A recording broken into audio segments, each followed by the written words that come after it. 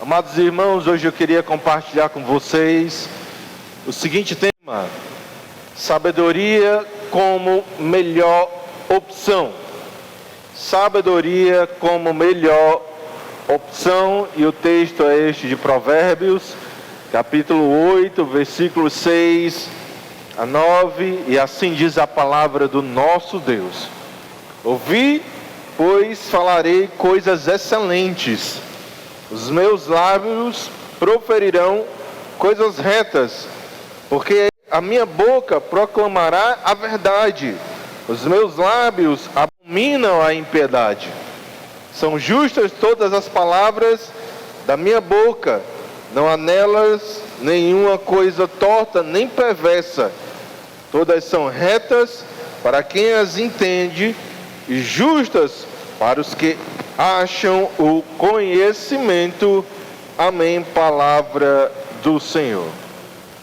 Como já estamos acostumados aí, a cada 2 anos a nossa nação passa por aquele período que nós chamamos de processo eleitoral.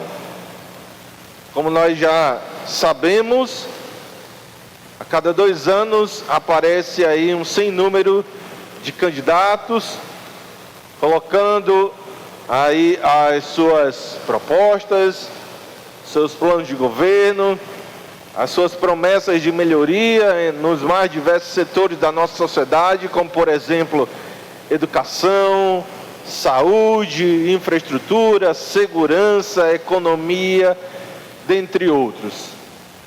Dado o contexto que nós vivemos aí, o contexto político, obviamente, que nós vivemos, infelizmente, amados irmãos, grande parte da nossa população, ou se preferirem, a população média, não tende muito a acompanhar e a apreciar todo esse período eleitoral.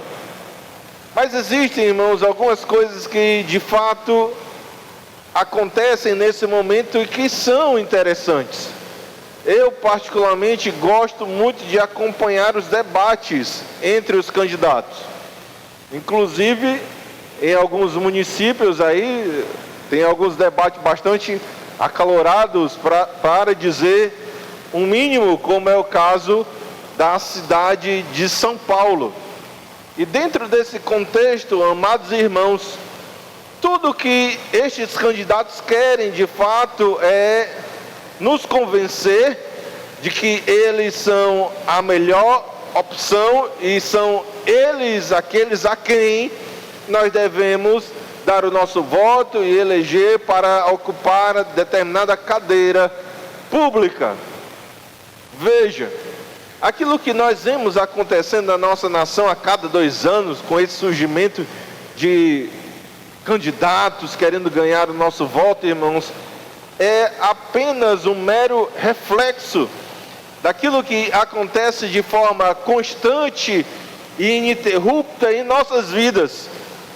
Porque veja, toda a humanidade, e nós cristãos não estamos isentos disso, somos rodeados pelas mais diversas vozes que querem verdadeiramente tomar conta do meu e do seu coração.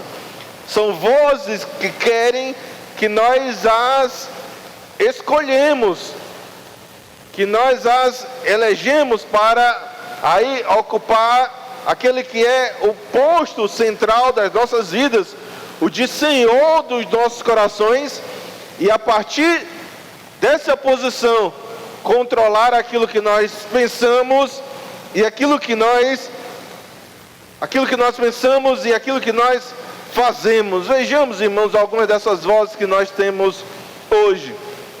Hoje nós temos, ou melhor dizendo, está a nos rodear aquelas vozes que pregam o materialismo, ou seja, o padrão de alegria, o padrão de sucesso não é aquilo que somos, dizem eles, mas é exclusivamente aquilo que nós temos: bens, casas, propriedades, dinheiro no banco, roupas caras, e por aí vai. Também, amados irmãos, estão a nos rodear aquelas vozes que pregam a cultura do hedonismo, ou seja, a busca pelo prazer de forma desordenada. Ou seja, não se importe com amanhã, dizem eles, viva tão somente o agora, o hoje, e isso sem pensar nas consequências, baseando assim a sua vida na busca ou nas experiências prazerosas vindas de consumo de substâncias, festas, prazeres sexuais, dentre outras coisas. Há, irmãos, outras vozes nesse mundo, e aqui nós podemos pontuar também aquelas que pregam o relativismo moral, ou seja, não existem verdades absolutas, dizem eles. Ou seja, aquilo que é verdade para você pode não ser verdade para mim, dizem eles. Ou seja, amados irmãos, não existe certo ou errado, o que existe são apenas opiniões, dizem eles. E aí, existe uma outra voz, nós queremos destacar aqui, que é a voz daqueles que pregam o relativismo religioso. Ou seja, são aqueles que dizem que todos os caminhos levam a Deus. Ou seja, não importa muito aquilo que você acredita, aquilo que você crê, dizem eles. Conquanto que você aí faça determinadas boas ações, caridade, por exemplo, e ajude aí algumas pessoas, não importa muito o que você crê, no final vai dar tudo certo. Existe, irmão, de fato, várias vozes a nos rodear, vozes que querem ocupar o cargo de senhor, de prefeito, de governador, de presidente das nossas vidas. Nós poderíamos citar também a voz do secularismo, que quer tirar Deus dos aspectos mais importantes da nossa existência, a voz do naturalismo, que diz que o universo existe, que Deus nada tem a ver com ele, e as mais diversas ideologias, irmãos, espalhadas pelo nosso mundão. Por exemplo, a ideologia de gênero, como por exemplo o feminismo, como por exemplo o marxismo, e todas elas têm essa mesma intenção: controlar os nossos corações, repito, e a partir daí dominar, ditar aquilo que nós pensamos e a forma como nós vivemos. Este é o contexto de Provérbios 9. E este, irmãos, é o contexto da humanidade desde Gênesis 3. Porque de fato existe uma tendência dentro de nós darmos ouvidos a outras vozes do que ouvir e obedecer a voz verdadeira, a voz da justiça, a voz do nosso Deus. Veja, lembre-se que Adão e Eva preferiram ouvir a voz de quem? Da serpente, do que ouvir a voz do Senhor. Em Gênesis 4, Caim preferiu ouvir a voz da vingança, ouvir a voz da ira, do que ouvir a voz do Senhor, seu Deus. Em Gênesis 6 a 9, portanto, antes do dilúvio, a humanidade preferiu, irmãos, ouvir a voz dos seus apetites carnais, a voz do pecado, do que ouvir aquela voz que vinha dos céus, na boca do servo do Senhor, chamado Noé. E a história de Israel, irmãos, também é isso, de reis, de sacerdotes, que preferiram ouvir outras vozes, ouvir a voz da idolatria, ouvir a voz do paganismo, ouvir a voz da prostituição, do que ouvir a voz da lei de Deus. E as consequências nós sabemos, onde de fato tudo isso acabou dando. Esse, como eu disse, é o contexto de Provérbios 9. Porque aqui, como vocês já sabem, nós encontramos que rei? O rei Salomão. Aconselhando quem? Seu filho Roboão. Provavelmente o seu filho Roboão, o futuro sucessor do trono de Israel. E Salomão, como nós sabemos, o rei Salomão, como nós sabemos, era um homem sábio, portanto, alguém que tinha capacidade de entender e identificar as vozes que rodeavam a sua cultura e aconselhar o seu filho e alertar o seu filho com respeito a todas elas. De fato, irmãos, o proverbialista, inspirado pelo Espírito Santo, já aqui identificou para o seu filho, já mostrou para o seu filho algumas dessas vozes, como por exemplo a voz da mulher adúltera, a voz sedutora da mulher adúltera, prometendo aí os mais diversos prazeres carnais, mas que no final levaria Roboão, ou quem a ouvisse, à destruição. Salomão, irmão, já identificou até aqui também a voz cheia de raiva, cheia de violência do homem sanguinário e fraudulento, que prometia ganhos rápidos e fáceis, mesmo que para isso, ou mesmo que para alcançar isso, tivesse que prejudicar, tivesse que machucar, tivesse que matar outras pessoas.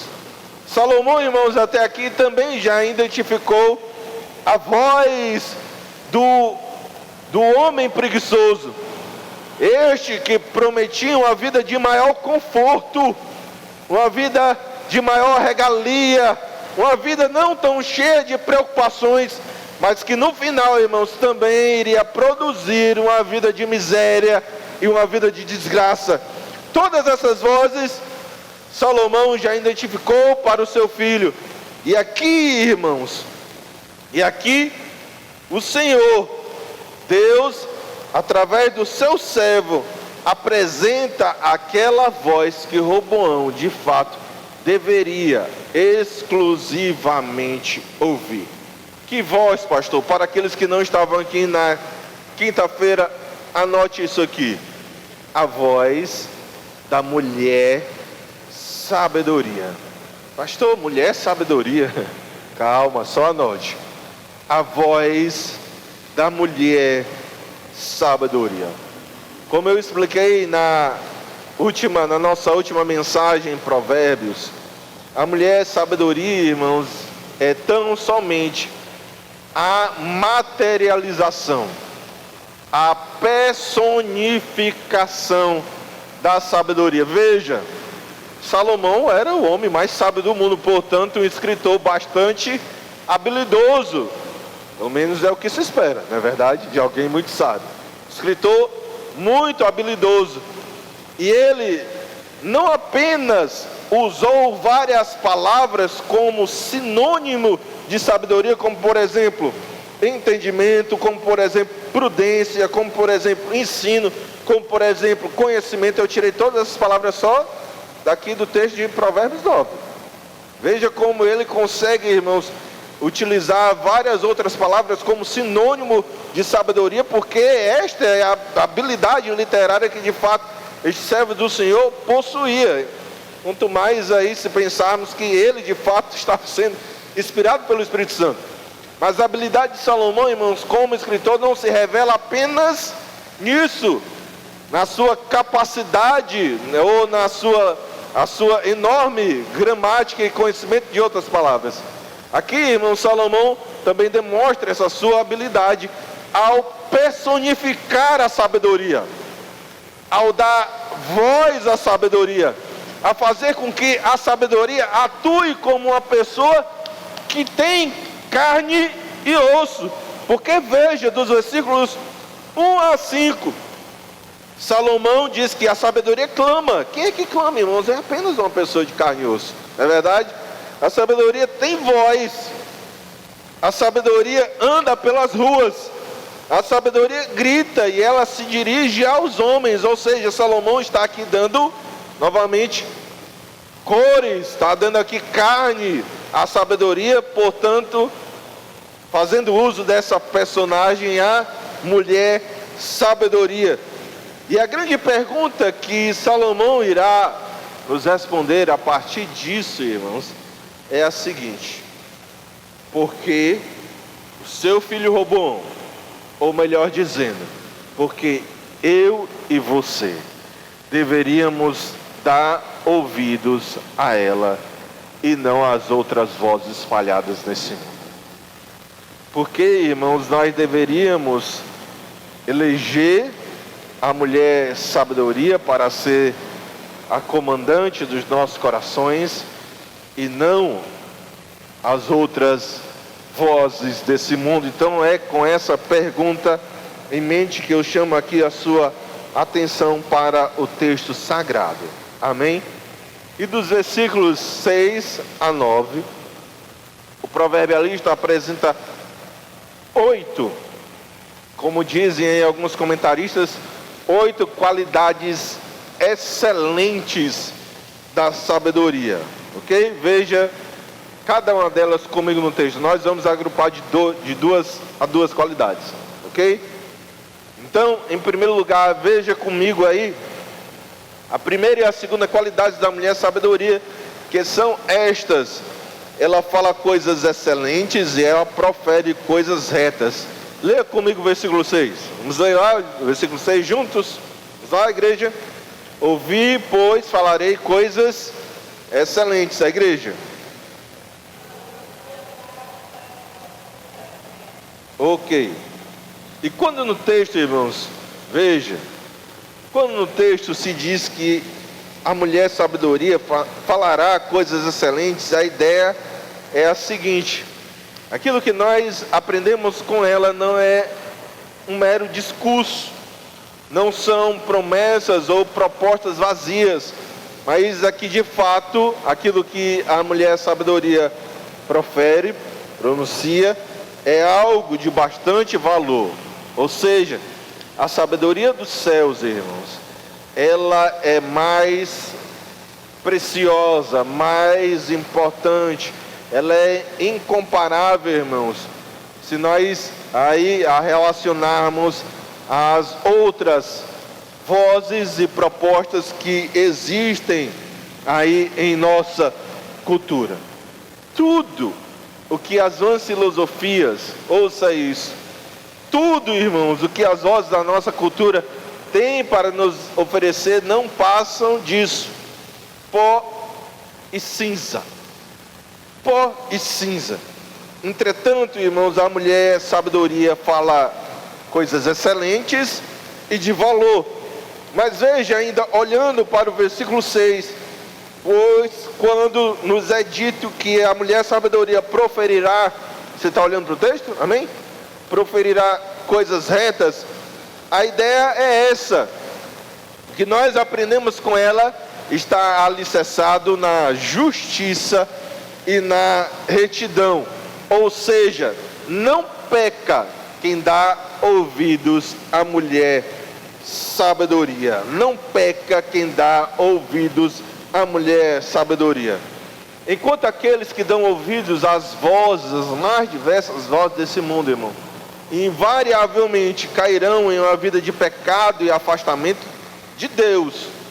Aqueles que dão ouvidos à sabedoria dos céus viverão de forma justa, de modo a glorificar ao Senhor através das suas vidas, através das suas atitudes. Amém, amados irmãos?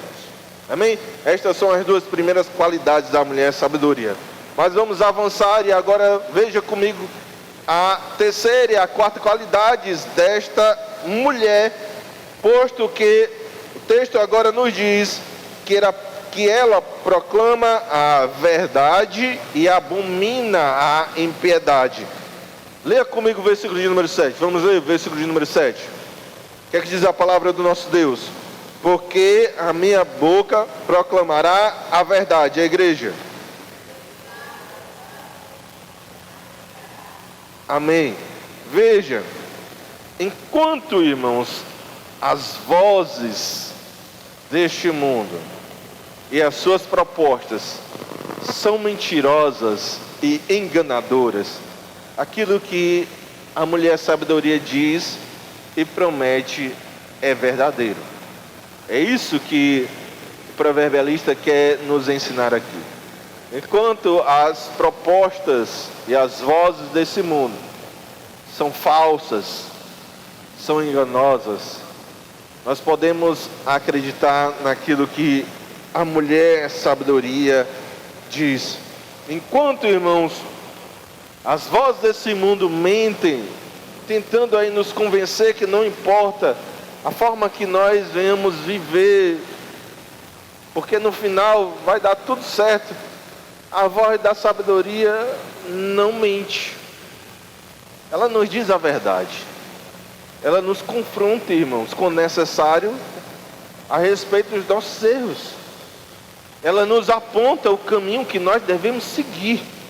E mais do que isso, a voz da mulher sabedoria irá nos indicar aquele que pode nos dar força para viver, para seguir o caminho que nós devemos de fato trilhar. Amém, amados irmãos? Enquanto, irmãos, as vozes desse mundo mentem, nos prometendo prazer, nos prometendo alegria, nos prometendo satisfação, mas que no final, irmãos, nós sabemos, e a Bíblia nos diz, que todos esses caminhos conduzem para a perdição, para a destruição, para a morte. A sabedoria de Deus não. A sabedoria, irmãos, sempre nos falará a verdade, mesmo que doa num primeiro momento, mesmo que no primeiro momento nos cause desconforto, porque a palavra da sabedoria é a palavra da verdade. Amém? Mas ainda, olhando para o versículo 7, olhando para o texto no versículo 7, quando, irmãos, o texto nos diz que a mulher sabedoria abomina a impiedade, a ideia aqui é que ela não apenas está do lado certo, do lado da justiça, mas ela também é contra a iniquidade. Já falamos as 4 características da mulher sabedoria. Vamos prosseguir para a 5ª e para a 6ª, que são as seguintes. Agora você verá comigo que as suas palavras são justas e não perversas. Vamos ler juntos o versículo 8. Vamos lá? Versículo 8, amados irmãos. São justas todas as palavras da minha boca, a igreja.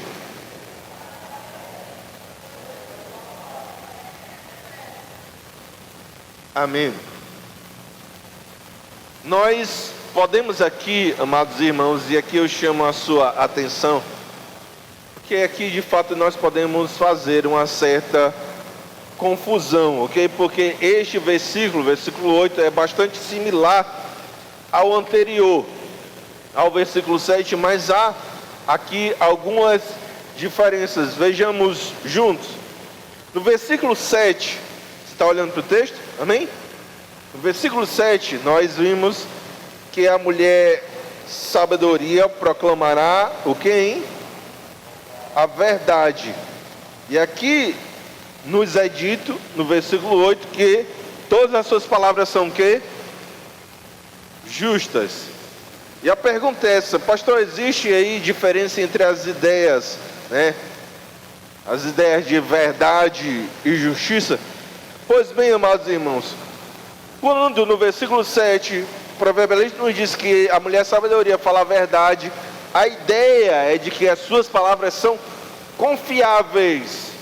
Nós podemos acreditar nelas sem reservas.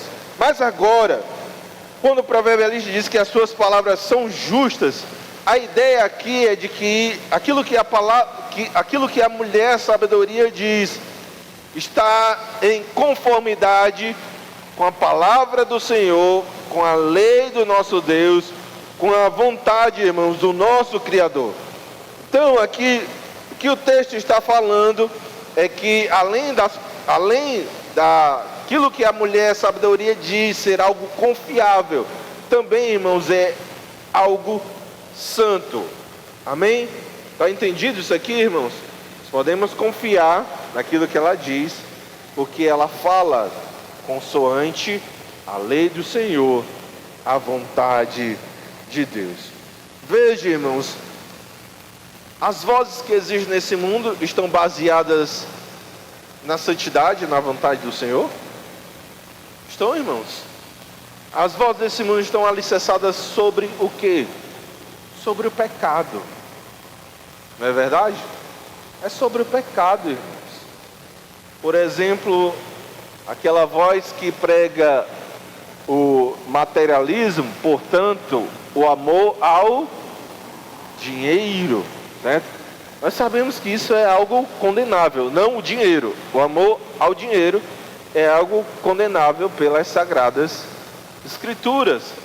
Aquelas vozes que pregam o hedonismo, irmãos, ou seja, a busca pelo prazer carnal, também estão baseadas sobre isso, sobre o pecado. E qualquer voz que nós possamos analisar, seja no presente século, seja no tempo de Salomão, irmãos, nós veremos a mesma característica. Todas elas estão baseadas sobre aquilo que é abominável aos olhos do nosso Deus. Mas a voz da sabedoria não. Ela fala de acordo com a santidade, portanto, está em linha com a palavra do Senhor. Mas veja, irmãos, ainda no versículo 8, que o proverbialista diz que as palavras, ou que nas palavras da mulher sabedoria não há coisa torta nem perversa. E aqui é muito simples, irmãos. A ideia daquilo que é torto, né? Aquilo que é torto é aquilo que é distorcido, é aquilo que está desviado do reto caminho.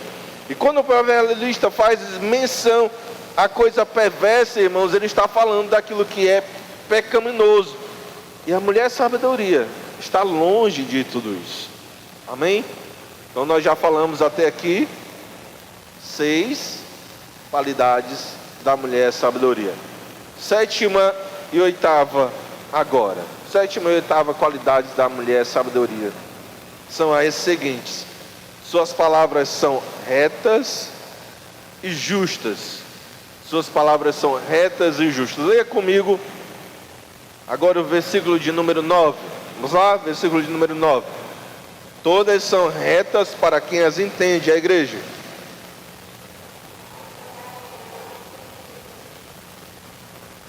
Amém. Quando o texto nos diz que as palavras da mulher sabedoria são retas, okay? A ideia aqui é de que elas são claras, que elas são transparentes. Ou seja, irmãos, não existe nada obscuro em suas palavras. Não há asteriscos, não há letras miúdas, não há pegadinhas. É como nós costumávamos dizer, né? Hoje nem tanto, mas como nós costumávamos dizer, é tudo no preto e no branco. Elas são retas, elas são claras, elas são transparentes. E finalmente, irmão, quando nos é dito aqui que as palavras da mulher sabedoria são justas, o proverbialista está praticamente repetindo a quinta qualidade vista aí no versículo anterior. Em hebraico são palavras diferentes, ok? Mas as ideias são muito parecidas. Ele está falando de algo que é reto e que não se dizia do caminho do Senhor. Veja, aqui, irmãos, estão postas à nossa frente todas as qualidades da mulher sabedoria. E são, irmãos, estas as qualidades que deveriam nos motivar a escolhê-la, a elegê-la, a votar nela como aquilo que irá dirigir, controlar os nossos corações. Em suma, irmãos, é isso que o proverbialista, inspirado pelo Espírito Santo, está fazendo aqui, apresentando a mulher sabedoria, a personificação da sabedoria divina, como a melhor opção para as nossas vidas. Amém? Isso aqui está claro, irmãos? Está entendido? Amém? Então, dito tudo isso, eu queria concluir com vocês com apenas uma rápida aplicação. Desde o início, eu tenho dito que existem várias vozes nesse mundo.